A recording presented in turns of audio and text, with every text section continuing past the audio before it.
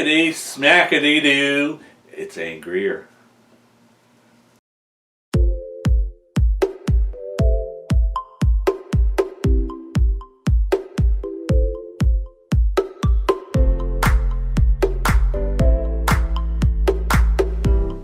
Welcome back here to another episode on this Cosplay and Props channel. I'm Jerry. This is my daughter Alexis. Today we're talking about this big guy, other known as Angrir. We're going to start with dealing with the head. Now I'm reading off of my trusty teleprompter. Just kidding. My phone. Angrir was one of 7 spirits of Kull's long-lost servants who came back as a hammer and made the worthy. Now, I don't want to stop there. Cut it right off in the video. Kull was Kull Bronson. He is also known as the Serpent. He is Thor's older brother. He was technically in line for the throne. He, as an Angrir, possessed after the latter thing, picked up the hammer of Angrir. And becoming Angrir, he began a rampage in New York City. He also fought Spider-Man and defeated the Red Hulk, that's a big undertaking. And Angrir possessed the power of the physiology of the thing, augmented with Asgardian magic given to him by the hammer. So isn't that a little history lesson here? Mm-hmm. It is. And we're going to start with my original sculpt. When I started doing Angrir, I started with the styrofoam head. And there's nothing wrong with styrofoam heads. They have a tendency to be a little bit small. So what you want to do is you want to make sure that you have all your measurements for your head and transpose it to this styrofoam head and build it up with clay. The clay that I used is the simple clay that you get down at Michael's. It might not be the best clay for this purpose, but it is the clay that I use. It's the natural clay by Craftmark. And this one happened to be the gray. It does come in a brown.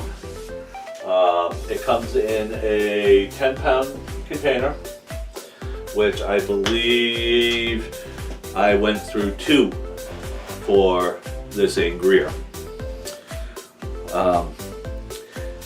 As I built it out, I built it to fit my head and plus some, because I wanted some movement within the headpiece itself. I didn't want it to be really, tight on my face and on. So I started building up the brow, the jaw, noticing that the bottom jaw, typically in the comics, the Thing's bottom jaw is protruding more than the top jaw. Cute little button nose here. Let's turn it around the side. Now, typically the first thing you notice with the Thing is he's all rock. So I wanted to get that feel, I wanted to transpose that feel to the final product. But I did go a little bit deeper with this molding purpose, or with the sculpting purpose, just so that it transposed to the silicone mold later. Now with this clay, I actually kept it moist, sprayed it down with just a simple spritzer for hair, and I put a white trash bag over the top of it and closed it up, I let some air in. I just didn't want it to dry out because you hear so many horror stories about drying out. And coincidentally, that's what happened to this. I had this whole thing done. I was like, great. I wanted to, because there was so much clay on it, I was like, okay, it's going to take a while to dry out. Wrong. It dried out fairly quick, and I ended up with a fairly large crack in it, which I fixed. And what did I fix it with? Well, Bondo, the Bondo name, has a glazing and spot putty. It is a red, and if you can see on here, right through here, it's a red substance. Buy it at Walmart. It's a 4.5 ounce container, and it goes for about $4. And it's actually really good for our purposes, because regular, like, Bondo, it has a tendency to be more to sand it. This stuff, you just have to look at it cross-eyed and it comes out smooth. It's a very, very easy to sand. You can actually do it, just, I swear to God, with a piece of paper. But anyways, I sealed it up with some polyurethane spray. Was it the right move to go with? Probably not. At that point, it was my first go round with actually making this type of mold. So I sealed it up. What I was trying to do is I was trying to seal up all the cracks so that when you put the silicone on there, it doesn't go into all the pores, which then in turn you get, you'll see it on the final product and whatnot. Now, speaking of molding,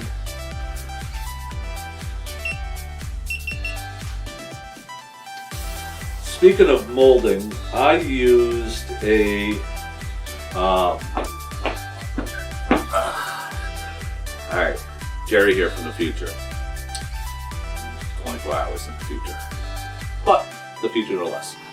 I just want to say here that before I run into embarrassing myself, I was going to actually quote a wrong product when I was doing the silicone mold for the head.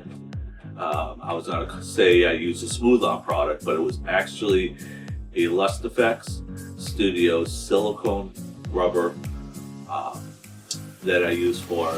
They have an additive that actually thickens it up so it can be brushed onto a vertical surface. Very similar to smooth-on products, but this stuff I actually found it was a little bit cheaper. I found it on eBay. That seems to be the only place I could find it. And I found it in a gallon jug for, I think it's like $20 cheaper than smooth-on. But either way, I use both products. I like smooth-on and I like this Lust Effects.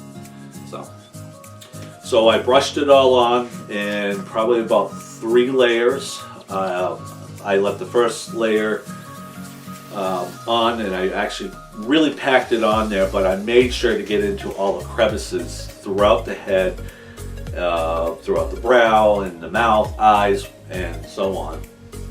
I then used a fiberglass mat with polyester resin to make a jacket to go over it, and added some screws all around it. Now that will come into play in a little bit, but I took off the fiberglass. I actually did a zigzag cut across the back of Angrir's head. Not a zigzag pattern so that it just meets up properly. You don't want a straight shot because everything can shift and whatnot.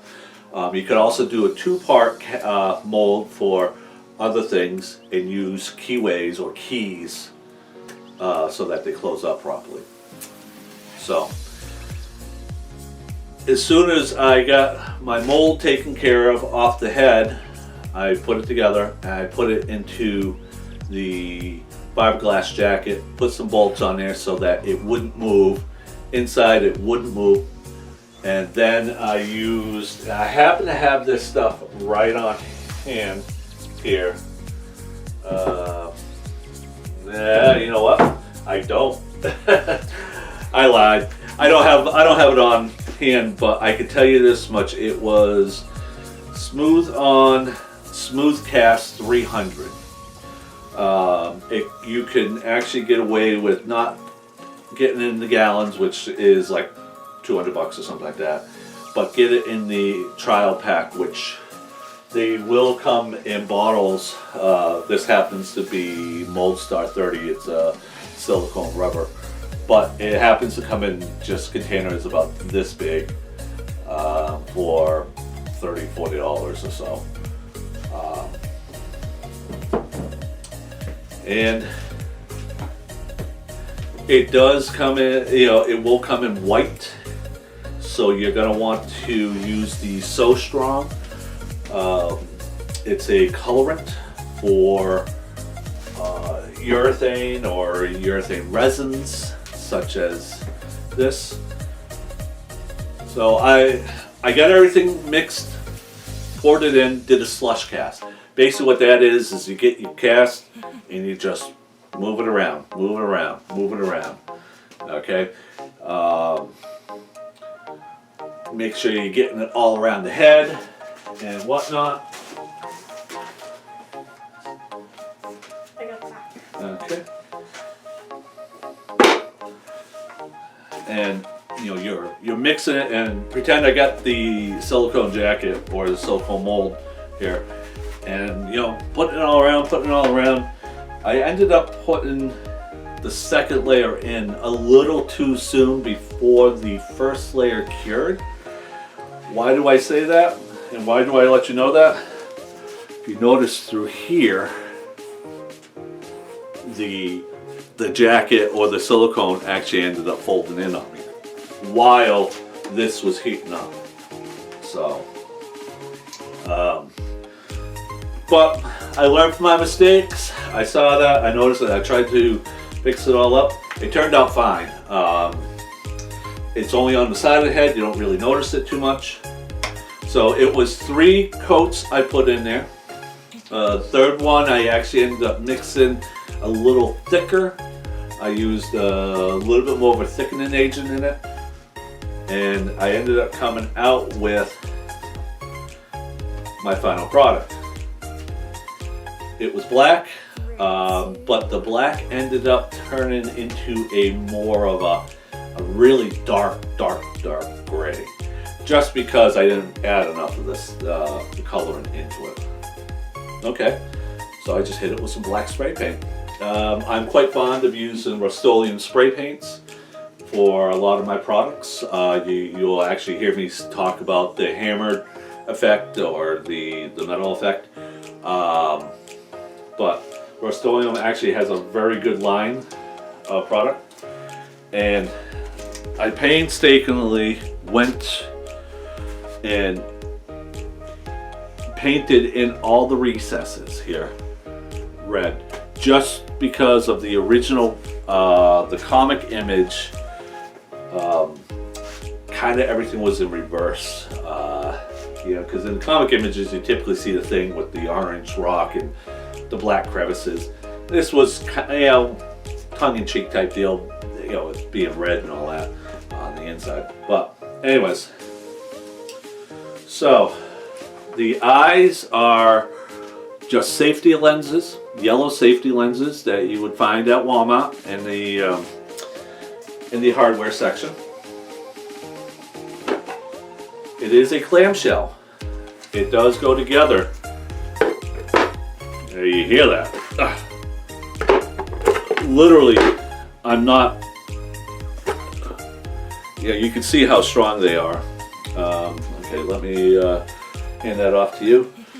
So you can actually see there's one here. You're getting down to another one here and whatnot as it going around. I wanted to make sure that the helmet closed and fit properly. Alexis will show you the back there. I used a JB weld to actually hold them in place. These are neodymium magnets. very powerful. And if you get them big enough, don't get your fingers caught between them when they snap together. They really hurt. So, I did around the inside. This, by the way, this material is tray liners for toolboxes. There's none in there. But this area, and it's going all around, rested right on the side of my face and my ear. So I wanted a little bit of a cushion because it is a little cushy in there. So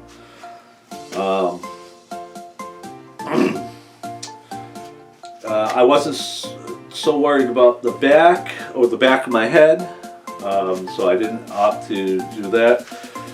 I do have electronics in here, as you can see. Let me get kind of close here. 9-volt battery, and this, let's see if I can give you a good shot of that. This circuit board is actually sold through animatronics for like Halloween props, because as okay, let me you see how it's really pulsing there. Yeah. I wanted something with like a breathing, you know, figuring that the eyes are going to go with the breathing. It kind of goes with the Null costume that I made with this. Null, actually, it was a circuit board from an actual toy, but I wanted to kind of replicate that with this too. And all it is LED lights that I wired into it, the 9-volt battery, exactly what it was said to power it. I found a generic switch in my house, and that's it. At nighttime, it was really nice to see this. Actually, let me turn the light off and have my daughter hold this up to. There you go. Yep, just like that. You see how it turns, going off and on?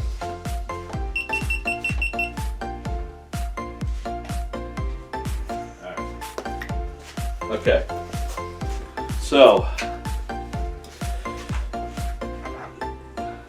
this was not really much for breathing. I know I spent a lot of time on this headpiece, but I really want to let people know. If I was to do this over again, I would add, in these crevices, I would drill some small holes going through so you don't notice it too much. So I could have air pull in, maybe put a fan in here or so. Because the only air that I had was around this mouth here. And that's really not a lot. I learned with my clone trooper that you have to have more. My clone trooper was a Galactic Marine, and it had this vent in the back of the head. It was like, oh my God, you know, I'm not getting much air through the back there. Same thing with this. Because it does fit fairly snug around my neck, I was having some trouble with it. So, but that is the headpiece for Angrir.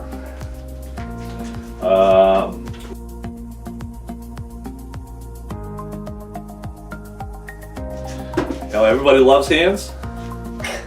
You know, everybody loves hands. Well, I love the thing's hands. You know, 3 fingers, 3 full fingers and a thumb. Look at the size of these fingers. All right, they are huge. They are huge compared to my hand. You know, let's put my hand down like that. Compared to my hand, they're huge. Okay. The images of the thing, he has 3 hands. or he has 3 fingers on each hand. All right. He's always had them like that, but they're pain. If you wanted to bulk up the fingers, you want to get that full bulkiness, you bulk it up. You can't even move the fingers. I mean, I can move the fingers to a certain point, but that's really it. When I made these, I made them out of, I think it was like an egg crate foam. I built the foam, let's call it armature first, around my hands, and then I did the skinning with fabric over the top of that. Hand sewed everything, and I cut out each of these little pieces here going across the rocks, basically. I cut them out by hand and glued them on here. I did do some painting first, and then I did hand painting in between the rocks, just like the helmet, or I'm sorry, just like the head. Now, one hand actually had this metal look that went down it. This does match the costume's arm. And all this foam on these hands are just foamies. They're like that, was it 1/8 inch foamy? You buy it at Michael's for like 99 cents for a sheet that's, I don't know what it is, like 12 by 18 or something like that. But it served its purpose. It really did. I actually managed to hold the hammer with these hands for actually a very long period of time. So it does tell you that I did have some mobility, but not that much. So that's the hands. Let's get into the body. Okay, the body here is extremely bulked up. I went nuts bulking this body up. I actually had a, what was it? It was a, no, let me take this off of my mannequin. You see how thick this is on the mannequin? This is a duct tape mannequin of my body. Well, my body a few meals back. But looking inside, you can see that there was a muscle suit under here, and that's what I wanted to start with. I wanted to start with the muscle suit, thinking that it was actually pretty thick, and it wasn't.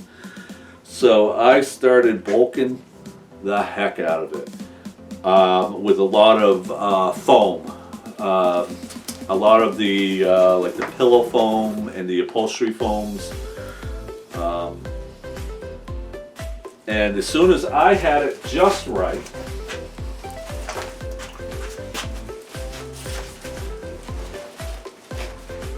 thank you, Vanna. My daughter's a little young to know who Vanna was. Vanna White from Wheel of Fortune. Anyways, he's kind of turned. I got the bulking up, and then I skinned it with some fabric, hand sewed all the seams myself, not really caring what the seams actually look like on here, because I was putting, the foam pieces over the top of it for the rocks. With that being said, these rocks, I started with some foam that you would get like with a computer, a new computer, and they would ship out, and it was black, and it was like, oh great, this is awesome, plasticky and all that. I could really work with this. So I couldn't find enough of it to do this whole project. And keep in mind, I had this and the legs to do, so I ended up ordering a big box of this style foam. The exact amount is throwing me right now, but I cut all these randomly out. It probably took me a few months to do that. They are put on here. Some are put on with contact cement, which I found out afterwards it just didn't really work too well. So I used that E6000 glue. I'll tell you this much, I won't use anything other. Okay? It went on and it was smooth as silk going on, and it did what it needed to. The whole body is done all, minus, the loincloth and the arms, but the whole body is done that way. Doing a section at a time, maybe like this one and this one and this one. Every day it was really painstaking, but it was on there. I then went over it with my heat gun. Had the heat gun on a high setting, but I held it back a little bit. But I wanted to get the, I wanted the porousness to kind of dissipate a little bit. My envisioning on this was actual lava, like a lava rock. That's what I envisioned this as. I mean, the thing was a regular rock, it was a meteorite rock. Well, this, I was like, this looks like lava to me in the comic image. So that's the look I wanted to go with, the porousness. But I didn't want it to be that much. As soon as I was done with that, I used a Liquitex basic acrylic paint. If you can show everybody that. There you go. On that same lines, I used the black. I use all kinds of colors from Liquitex. All right. And how much is in this? How big is the container? 4 fluid ounces for, I think it was like $4 or $5 for this. Really good. I use that stuff because it remains flexible afterwards. It's awesome. You can thin it out. I wouldn't thin it out to use in an airbrush though. That's me personally. So I do all kinds of stuff with my airbrush, but yeah, that stuff didn't work too well. The crevices were done with similar paint, red and yellow paint, but I didn't mix them together. What I did is I just haphazardly mixed. I didn't fully mix them. I wanted that randomness, and I wanted that yellow streak to go through it, and the red streak or so. I used, it was an application bottle with some of these needle head to it, and I went in between everything and I was squirting it out all through this, just to give it like that lava look. Done all around here. The chest and the legs were done the same way. So this loincloth here that Alexis keeps playing with, this stuff was monk cloth. Monk, M-O-N, monk cloth, M-O-N-K cloth. And what it is, it's just a like a box weave almost material. Kind of expensive for black material. You can find it in white or like a cream color, but black it has a tendency to be a little more costly and harder to find at this time. I'm not sure about now. I haven't really looked. But because of the nature of this person, I wanted his symbol to be like a kind of a hand done, just worn and so on. I didn't want a perfectness to it. He is the breaker of souls.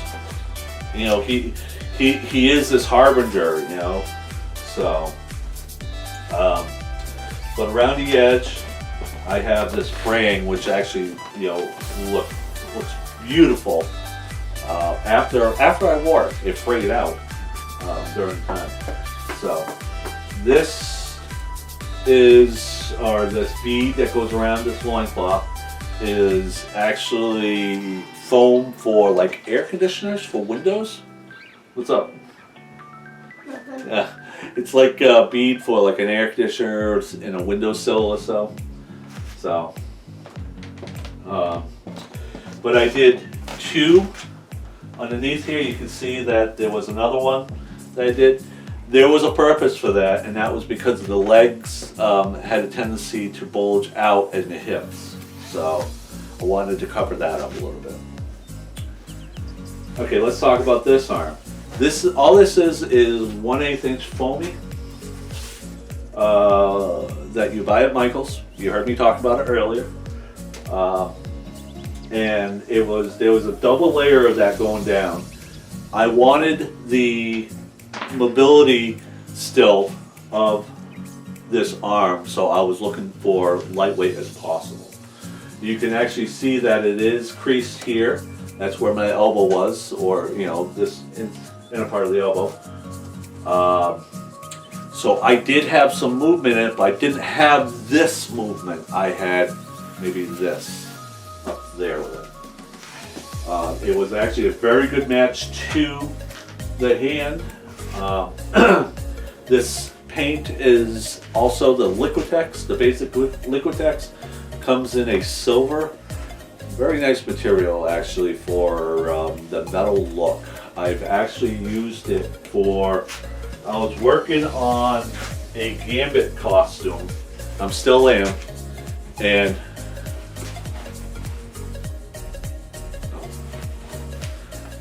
I don't know what was in it. But anyways, this was my boot that I used for the Gambit. And I painted it up right on there. Silver, look at that. It's absolutely beautiful. And it doesn't crack, it moves. So I'll talk about that later on.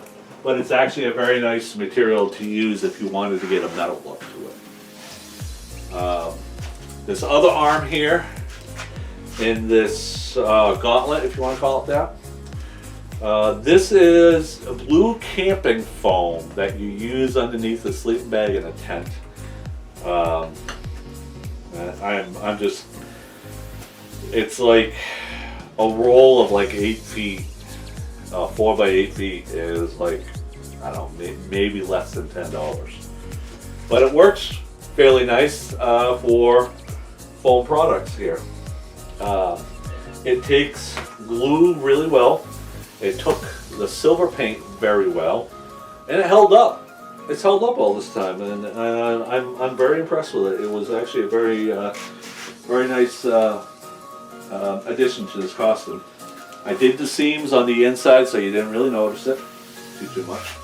I do have a piece that's over here that goes up to about the elbow range. It's a little bit of a half circle, same material. So this actually has a seam in the back with Velcro going down. I do have rocks that go down the seam, down the whole back seam. Actually, why don't we?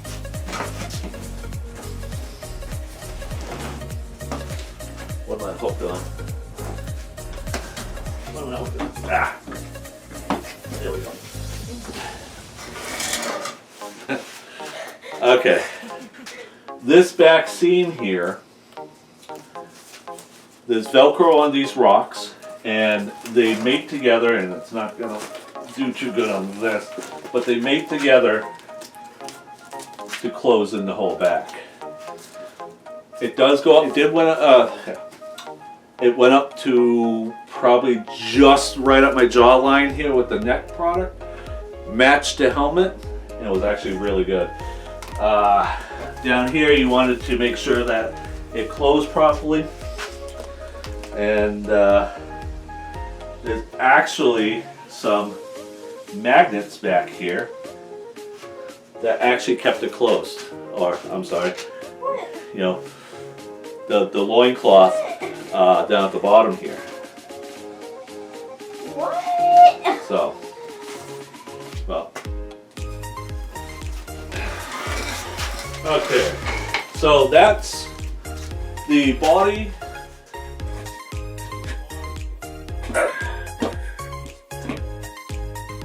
All right, before people start jumping on me about it, yes, Angrir does have these parasite worm beadings going all over his body, just like here on the picture.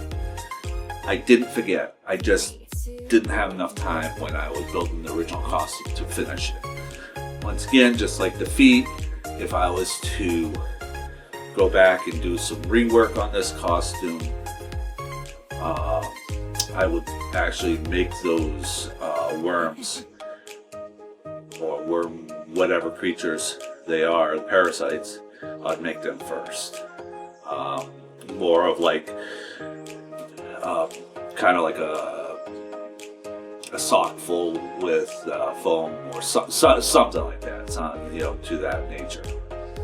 But I just want to let people know I didn't forget. I just ran out of time when I was putting the original costume together. Let's talk about the legs. Everybody wants to see the legs. Grab the other leg, please. This is the legs.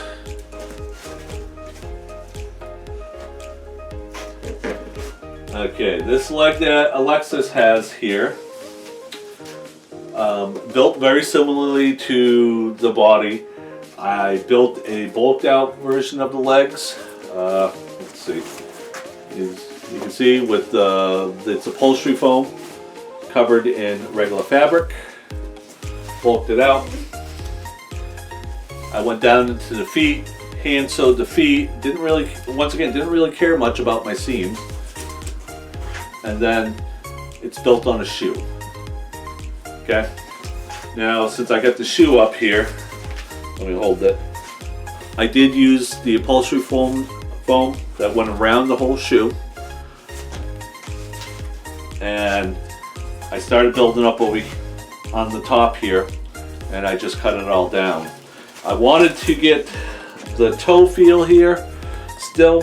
I think if I was to redo this this costume, I would do the toes a little bit more of a splayed out toe.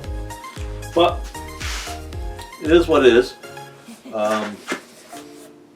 You heard me talk about the attaching and painting and stuff like that, so I'm not going to worry too much with talking about that. The other leg here, very similar with the building, but it had some various different elements here. This is, once again, it's foamy, but it's like a 1/4 inch foam, and I found some patterns so that I made this convex knee armor or knee piece. This piece going through here, down through the calf here, or the shin, sorry, is the more of that same blue camping foam. This is just like the loincloth up here and down there. These spikes are actually styrofoam spikes I found of all places on Amazon. So, and to put them on, I actually used the Aves Fix-It. I wanted it to look like a welding piece. I probably should have painted it a little bit differently. I wanted to look like these pieces were welded. And I didn't care if all of a sudden these pieces ended up mashed in or so. Hey, it looks worn. So,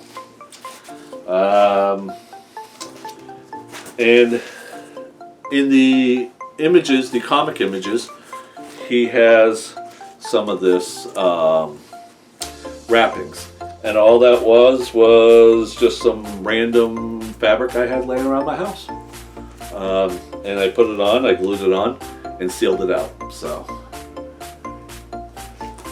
all right. What I'm gonna do is I'm gonna put these legs on. Yeah.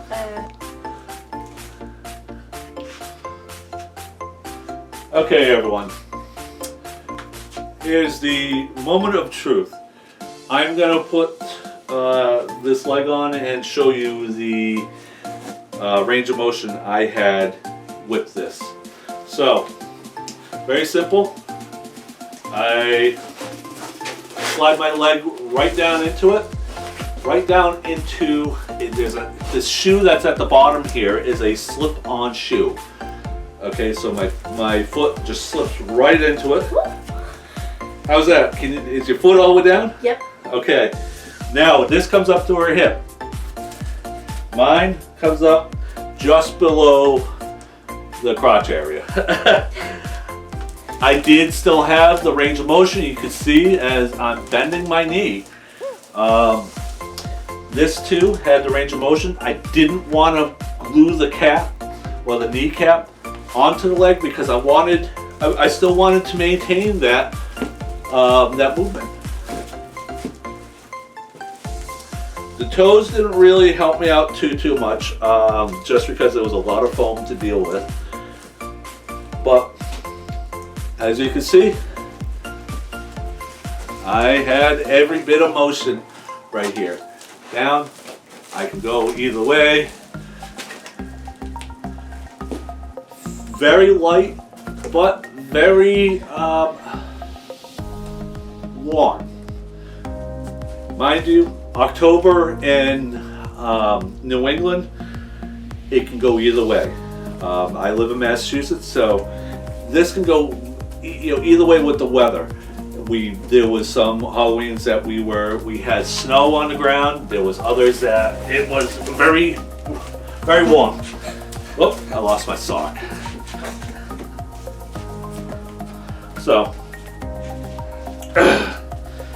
So I believe when I had these on, I was absolutely sweating. I actually had a pair of jeans on. When I took these legs off, the jeans were actually very wet, just because I sweat so much. Same with this. And I want to say it wasn't that much of a warm day. It was kind of cool. So a lot of my time when I was carrying my hammer, I would carry it on the shoulder, and it didn't really do any damage to the costume itself. I never really felt it too much. So, but Wait, are they the wrong feet? Maybe. Like this leg should have been over there and whatnot. So, with that being said, I just want to let people know that I did walk quite a distance in this because I couldn't get into a car with this. My wife had a van at the time, and I wanted to say that she opened up the back and I just rolled in with this on. Because it was a pain to put on. But anyways, I've taken up a lot of your time with this video. I got a few other things that I need to be doing. I got a bathroom that I'm actually redoing, so I got to go up and I got to do some work. But I do want to say thank you for stopping by. Thank you for letting us partake in this with you. And until next time, the next video will be Null, the partner to this. So with that being said, so I want to say thank you for joining us for this session. Our next video will feature Null, the partner to this big goof. And in the comics, it was actually kind of funny. I'll just tell you that in the comics, Null and Angrir, Thing and Hulk, went against Thor in the comic, and Thor actually had to, really beat the crap out of Angrir, and he actually made a comment to the effect of, "I liked Ben, I don't like you," to the Hulk. So, or something like, "You've been an incredible pain in my butt." Something like that. I'll have the image actually up here. So, without further ado, thank you for your time and time and energy and whatnot. Have a great week, whenever you're watching this. So, you got anything to say, baby? No. Okay. I'm Jerry, my apprentice Alexis here, and we are signing off. Thank you. Bye.